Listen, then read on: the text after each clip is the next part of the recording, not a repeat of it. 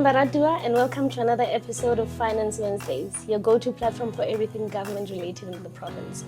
I'm your host, Madudi Chaba, and today we are joined by Ms. Shouneez Wookey, who is the head of the Premier's Bursary Program at Office of the Premier.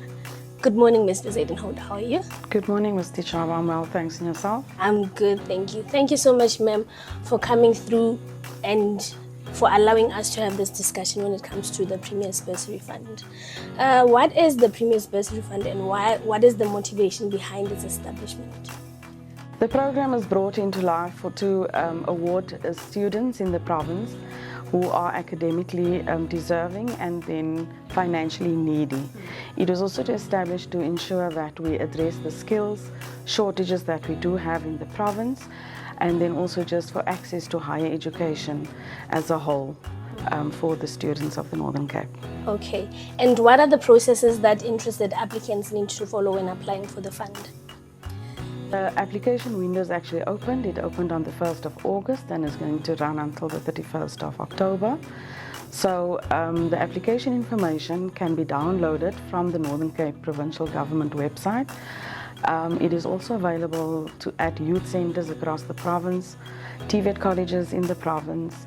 Some Tusong centres also has the information, but also high schools across the province do have the information for the application. Mm-hmm. So then, do they then, when they send through the applications, they can have physical applications, or they can have the ones that you said it's a link that they can fill out on the Premier's website? Yes, so they download the information and they actually have to complete an application form manually. Mm-hmm. They can then email it to the Office of the Premier. The email addresses are there stated on, or they can drop it at the office. So the centres that I spoke of earlier, the youth centres, Department of Labour, and other partners, they also assist us to get the application information. Okay, lovely. You still have time because the closing date is the 31st of October. So make sure that you go and download the applications, fill out the application forms, and attach all the required information with it, and then send it through. Whether you drop it physically or you email it, best of luck to you. What is the criteria used to determine who qualifies for the funding?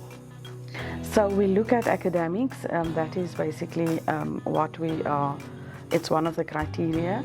We're looking at the equitable share across the province in the various districts, and then gender, the demographics is also something to note.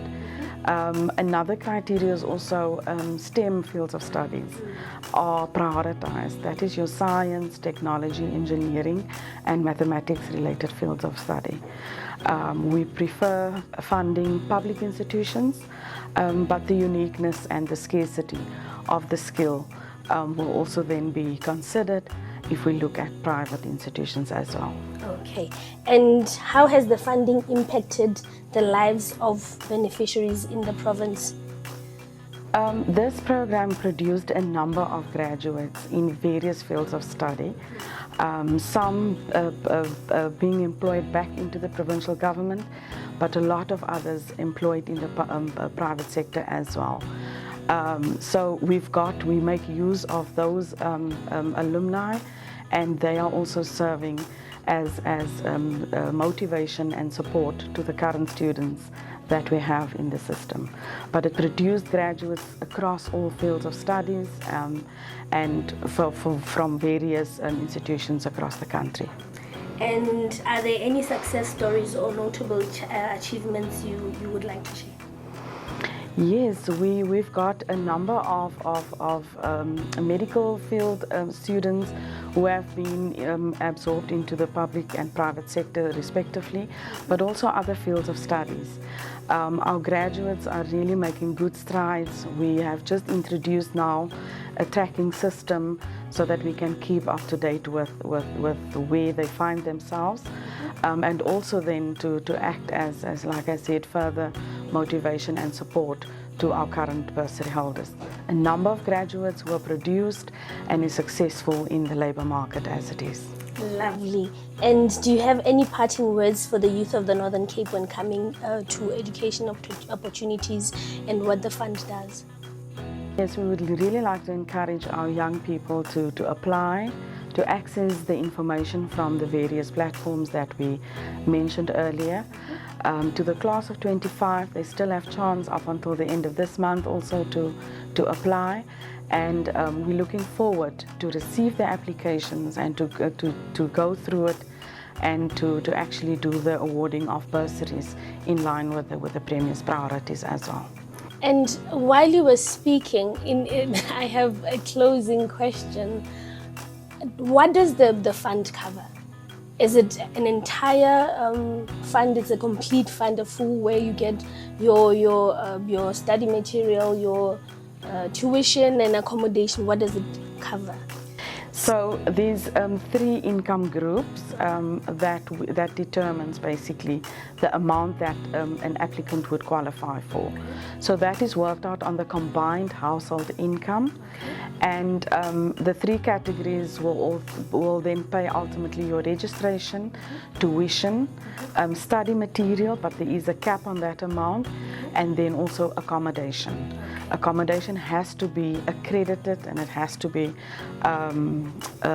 registered on the central supplier database as well. It has to be tax compliant, and ultimately, if it's accredited, we are sure that the student safety and all other requirements in terms of a conducive environment for studies are adhered to. Thank you so much, ma'am, for joining us. We greatly appreciate the time that you have given us, and we hope that whoever is going to be watching this episode, particularly the students, will then take this opportunity. Like you said, the closing date is on the 31st. They still have time to then try and increase the numbers when it comes to them achieving the required academic marks for you to be able to then look at their application and hopefully be able to fund them. Thank you so much, ma'am, for being here. Thank you so much for the invitation. Baratwa Moreneng, thank you so much for joining us. I hope that you have learned a lot through this conversation. Once again, Kina Madudi Chava, Danki Hangi, Danki Havedi, Danki Harar. Ciao, ciao.